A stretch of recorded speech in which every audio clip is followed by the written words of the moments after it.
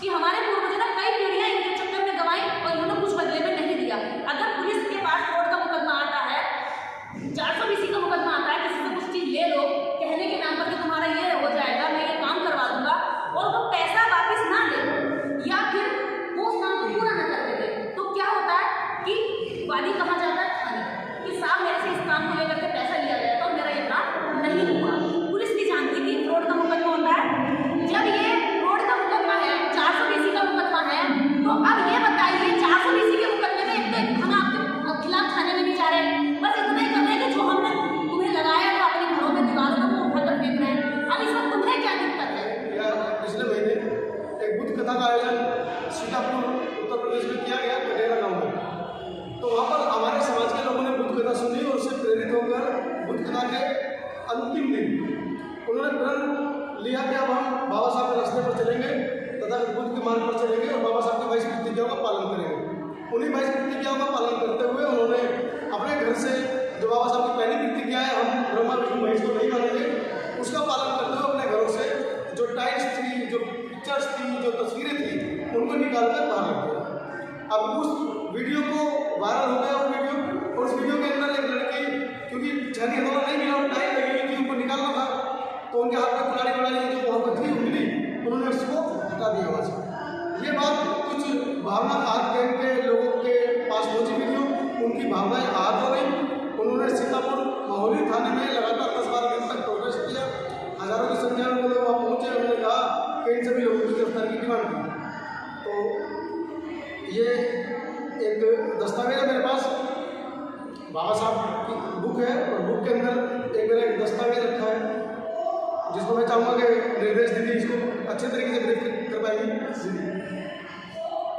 पहले तो यह जैसे कि अंबानी जी ने बताया, पहली बात उन्होंने 295 के तहत मुकदमा दर्ज कराया। 295 धारा कहती है कि आप किसी की धार्मिक भावना को या उसके विश्वास को या किसी अन्य धर्म के खिलाफ ऐसा कोई भी कृत्य जिससे कि उसकी भावना आहत हो या उसकी आस्था पर कहीं चोट पड़े, पहली बात।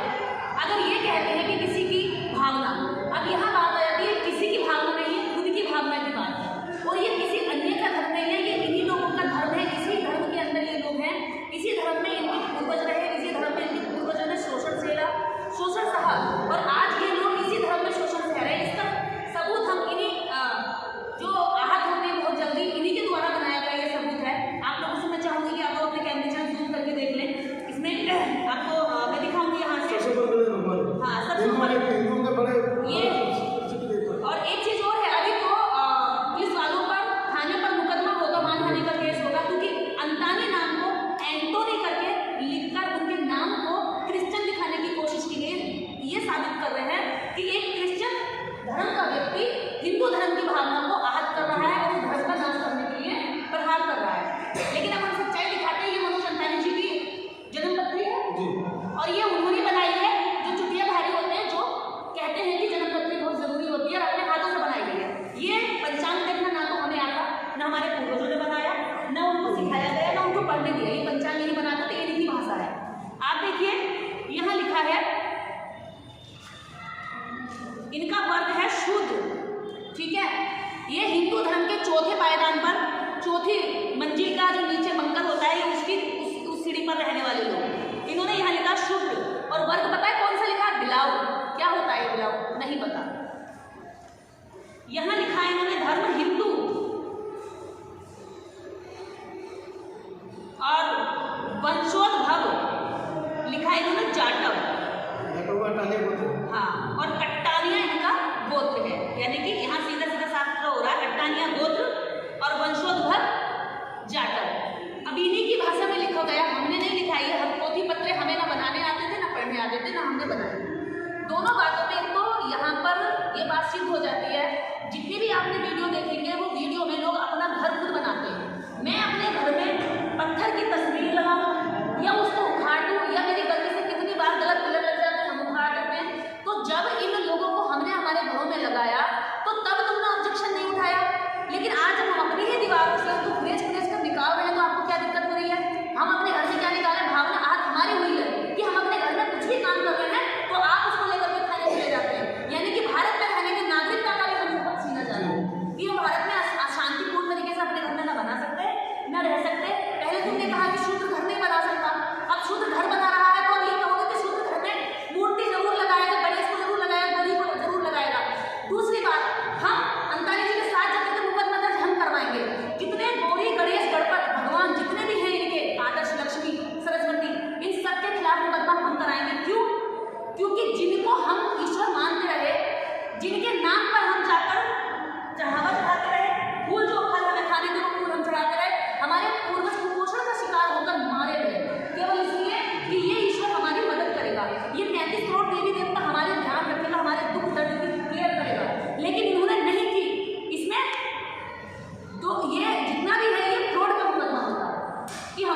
जो ना कई पीढ़ियां इनके चक्कर में गंवाई और इन्होंने कुछ बदले में नहीं दिया।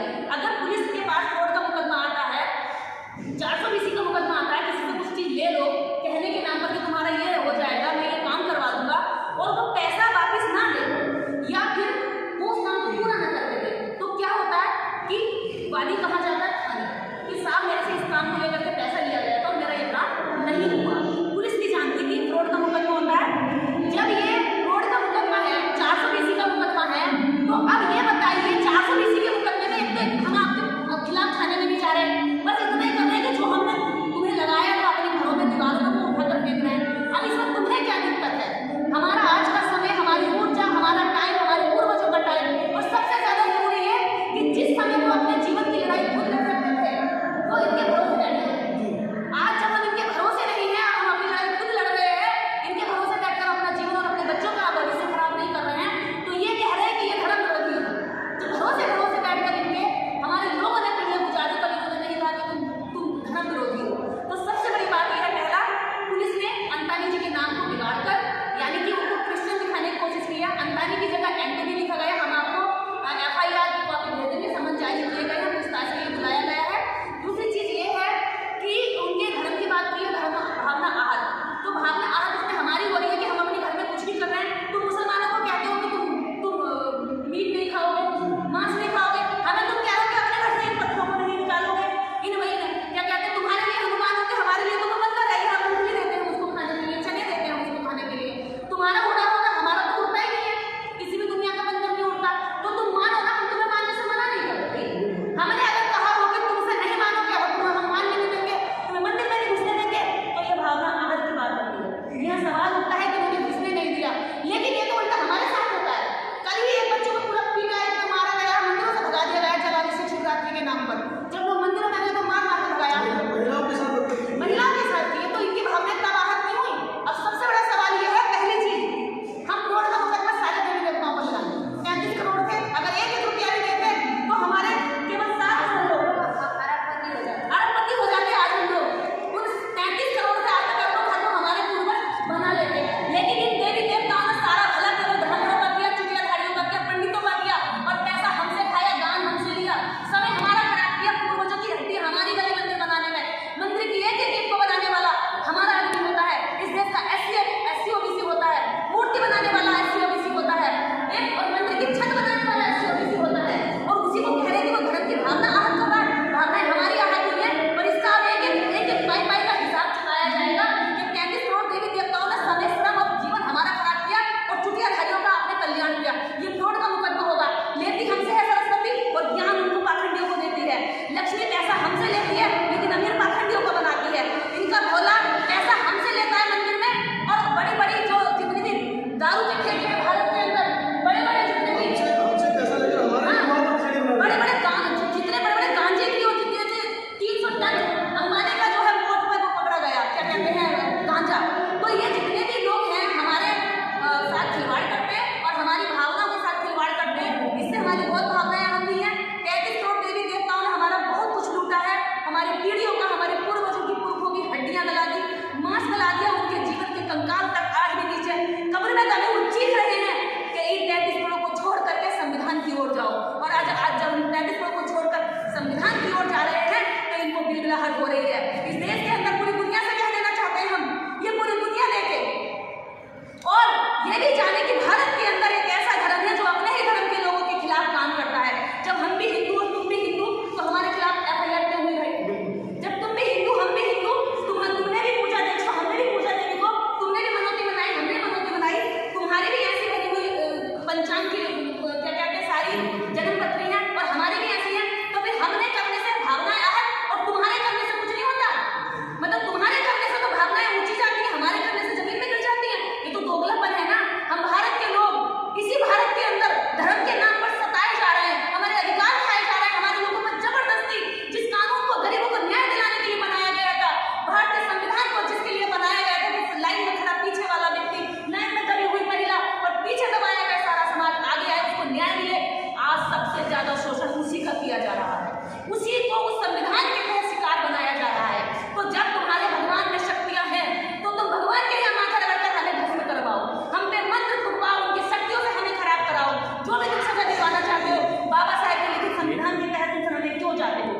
संविधान की तुम बुराई करते हो, उसी संविधान के रचयिता डॉक्टर अम्बेडकर से तुम मूर्तियां तोड़ते हो, लेकिन जब तुम्हें तुम्हारा ढोंग और पाखंड बचा के रखना होता है तो बाबा साहब डॉक्टर अम्बेडकर के लिखे संविधान के शरण में तुम जाते हो।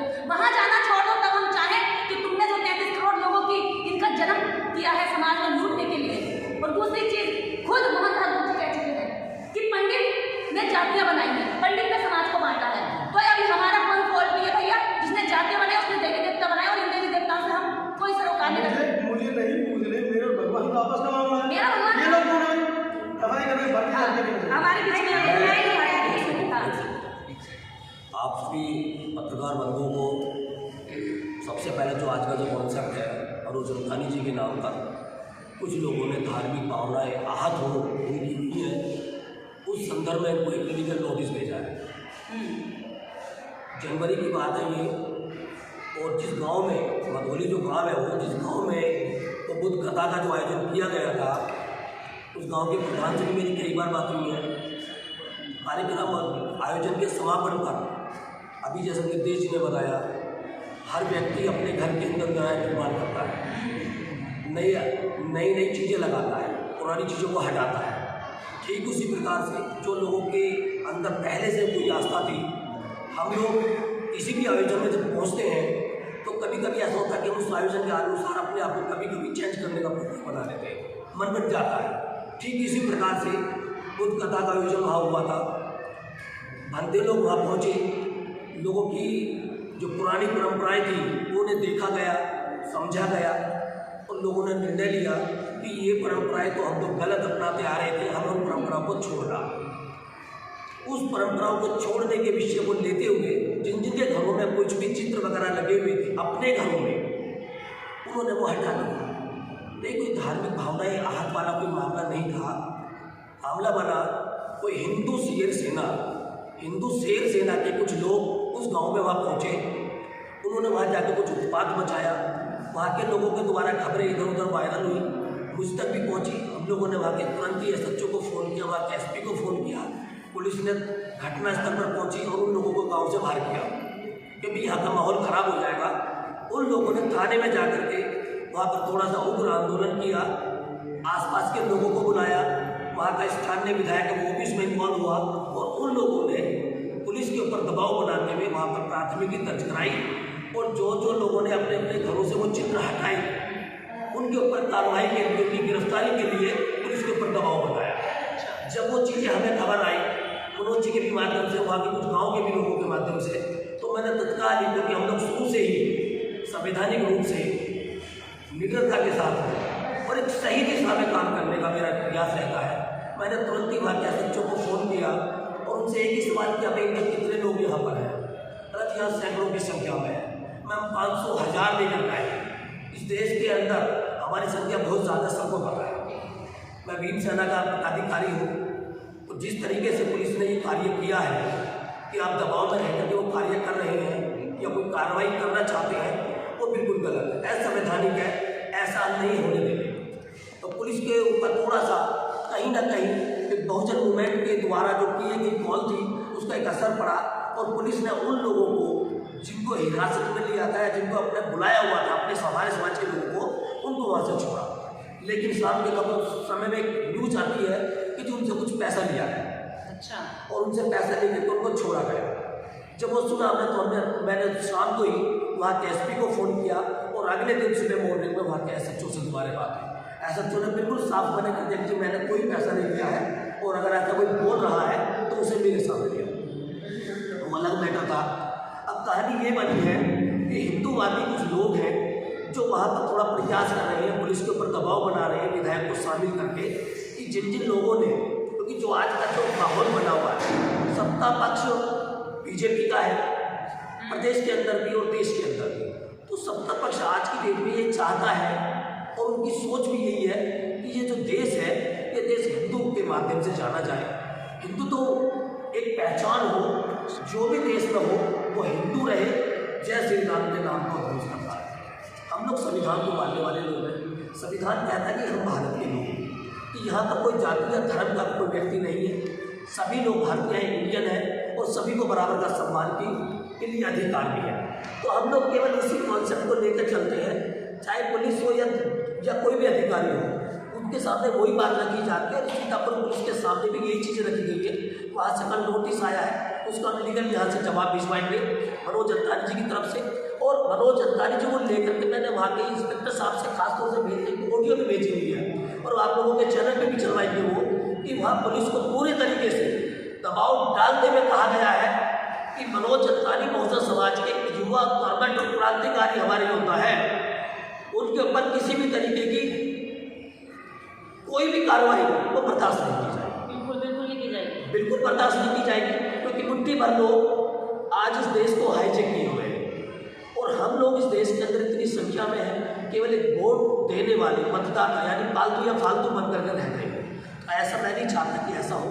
तो आप लोग पत्रकार बंधुओं के माध्यम से हम चाहते हैं कि सीतापुर का जो पुलिस प्रशासन है वो इस प्रेस कॉन्फ्रेंस को भी समझे, और जो मैंने आप लोगों को बताया उस चीज़ को भी समझे, और एक सख्त चेतावनी भी समझे हमारी तरफ से ये कि अगर गलत तरीके से हमारे समाज को वहाँ सताया गया तो उस सीतापुर को नीला करने में पीछे नहीं हटेंगे। हमारा झंडा और डंडा बड़ा मजबूत है और ये चीज़ देखी भी गई और आगे भी देखी जाएगी। इतिहास बदलने में हमें समय नहीं लगेगा, क्योंकि इतिहास हमने 2 अप्रैल में भी बदला है, और जरूरत पड़ी तो सीतापुर एक छोटा सा जिला है वो उसको मैं मानता हूँ पुलिस वहाँ की जो संवेदनशील के रूप में होते हुए वो अच्छे तरीके से काम करेगी और किसी भी दबाव को नहीं मानेगी, ऐसी मुझे उम्मीद है। मरियाना जी की बात है। मैं इतना कहना चाहती हूँ कि जैसे कि मनोज अंतानी जी के द्वारा इन्होंने सिर्फ कवरेज किया, उसमें इनको इल्ज़ाम लगाया कि भाई ये हमारी जो भावनाएं हैं उनको आहत कर रहे हैं। तो मेरा ऐसा मानना है कि भाई मेरा घर मेरे पैसे लगे, मैंने टाइल्स लगवाई, मैंने मूर्ति खरीदी, ठीक है, मेरा समय बर्बाद हुआ, अब मेरी मर्जी है, तब मैंने लगा लिया, अब मेरा मन कर रहा है मुझे नहीं रखना है, भाई मैं अपने घर पे लगा रहा हूँ, ठीक है। मैंने कहा कि मैं हिंदू नहीं हूँ, मैं ब्रह्मा विष्णु महेश को ना भगवान मानूंगी, ठीक है। तो मैं नहीं मानती ना, मैं नहीं मानती, तुम ब्राह्मण मानो, भगवान मानो, कुछ भी मानो, तुम्हारी मर्जी, लेकिन मैं नहीं मान रही, तो उससे दिक्कत नहीं होनी चाहिए ना। हम सबको बराबर धार्मिक आज़ादी है हम लोगों को, तो भाई मैं नहीं मान रही, ठीक है। तो ये मेरी समस्या है, ये तुम्हारी समस्या नहीं है कि तुम इस तरीके से तुम दूसरे पर ब्लेम करो कि हमारे धर्म को खतरे में ला रहा है। तो सबसे बड़ी बात, इनकी बड़ी कमजोर भावनाएं होती हैं।